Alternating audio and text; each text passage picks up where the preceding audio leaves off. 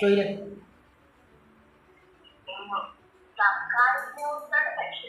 ആ ആ വിഷയം ആ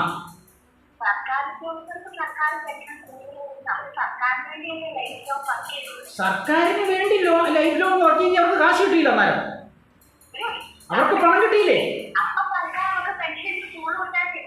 ഉണ്ടുണ്ട്, തെറ്റുണ്ട്.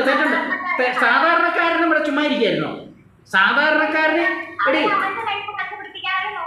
എടി ഒരു വീട്ടില് ഒരു അത് കഴിവിൻ്റെ കാര്യം. കഴിവ് ആർക്കും കഴിവ് കുറവും തോന്നുന്നില്ല, അതൊക്കെ പ്രത്യേകതയാണ്. നമ്മുടെ വീട്ടിൽ ഒരു 5 പേരുണ്ടെന്ന് വെച്ചു. ആ 5 പേരിൽ ഒരു 2 പേരെ വർക്ക് ചെയ്യുന്നുള്ളൂ.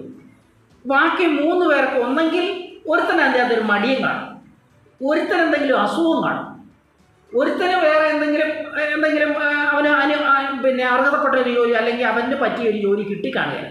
അതായത് തീരെ കുറഞ്ഞ ജോലിയൊന്നും ചെയ്യുകയില്ല, പുള്ളിക്ക് ഇച്ചിരി സ്റ്റാൻഡേർഡുള്ള ജോലി വേണം. അങ്ങനെ 3 പേരും ഒരു വരുമാനം ഇല്ലാത്തവരെ 2 പേരെ വർക്ക് ചെയ്യുന്നുള്ളൂ. നമ്മുടെ വീട്ടിൽ ഭക്ഷണം ഉണ്ടാക്കിയാൽ ഈ 3 പേരോട് തിന്നണ്ടെന്ന് പറയുമോ? ഇല്ലല്ലോ.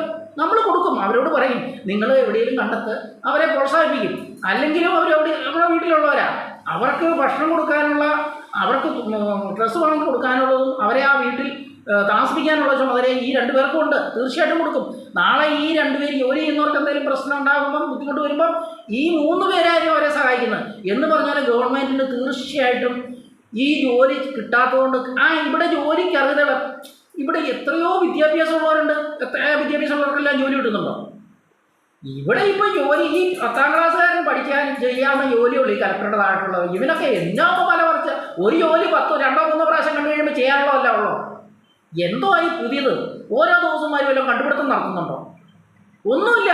എന്തെങ്കിലും ഒരു സാധനം ഒരു 5 6 പ്രാവശ്യം കാണിച്ചു കഴിഞ്ഞാൽ ഏത് പൊട്ടനും അത് ചെയ്യാം, അത്രേ ഉള്ളൂ.